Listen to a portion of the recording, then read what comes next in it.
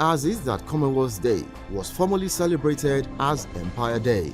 Empire Day was first celebrated after the death of Queen Victoria on 24th May 1902 on the Queen's birthday. The words Empire Day describes a picture of a motherly Queen Victoria presiding over an empire which spanned almost a quarter of the entire globe.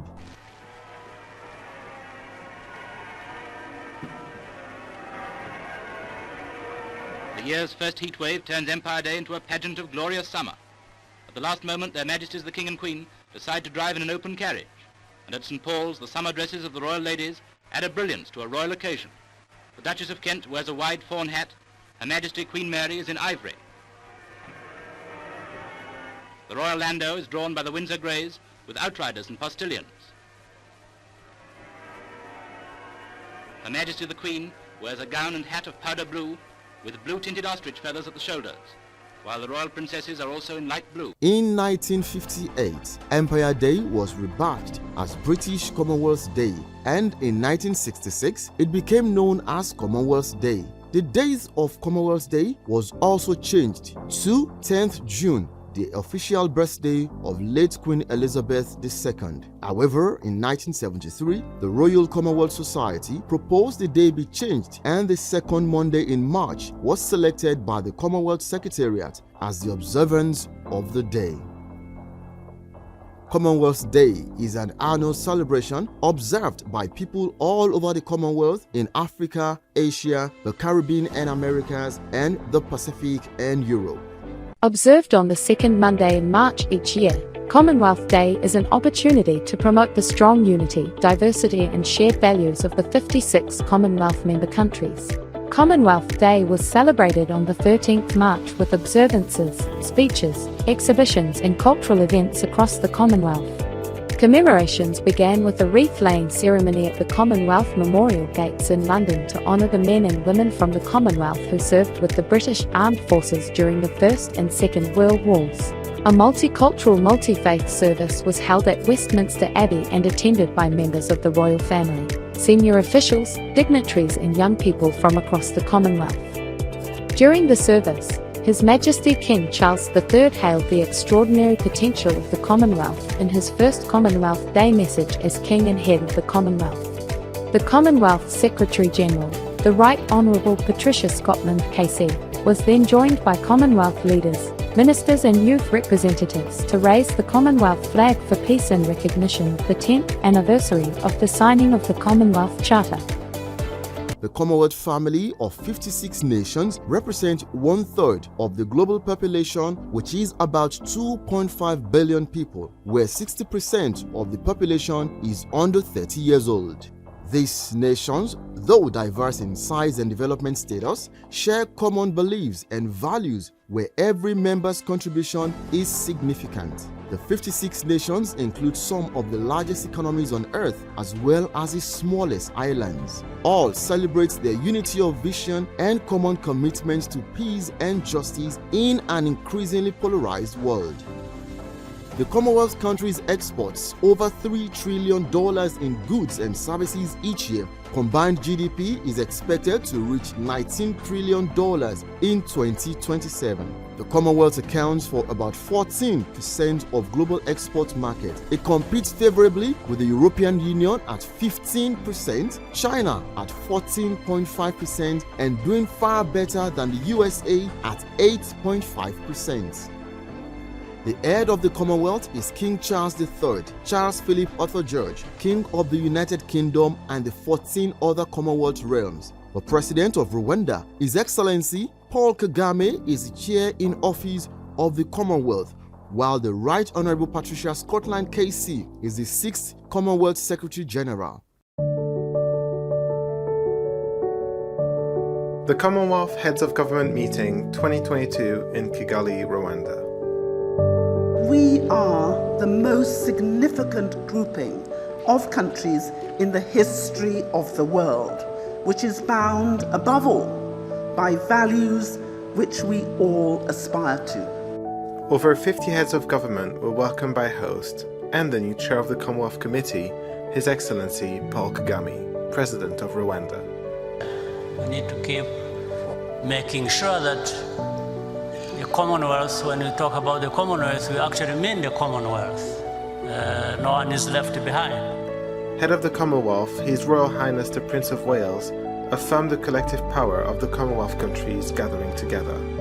Our Commonwealth family is, and will always remain, a free association of independent, self-governing nations.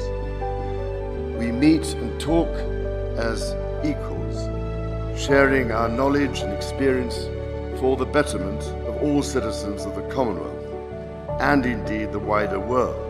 Commonwealth promotes collective action on strengthening democracy, trade, justice, human rights, good governance, gender equality, health, education, economic development, and empowering young people. Commonwealth Day is held every second Monday in March, and every Commonwealth member state is free to celebrate Commonwealth Day however they choose. We felicitate with the Commonwealth Global Family. Julie Darling Entertainment World, Abuja, Nigeria.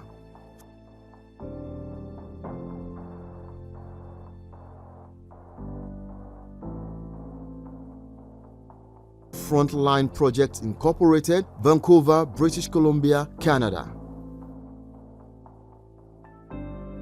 DIT and Telecoms, Abuja, Nigeria. Lexicon Multi-Concept Media, Abuja, Nigeria. Onome Food Market, Abuja, Nigeria. Afro Global Television, Toronto, Ontario, Canada. Development Associates Link International, Dali, Kampala, Uganda. And so, a Julie Darling Entertainment World, Abuja, Nigeria, is honoring the Commonwealth with the presentation of 15 national anthems of selected member countries. In Africa, Nigeria, Rwanda, Kenya, and Uganda. In Asia, Singapore, India, and Malaysia. In the Caribbean and Americas, Canada, Bahamas, and Dominica. In Europe, United Kingdom, and Cyprus. In the Pacific, Australia, New Zealand, and Samoa.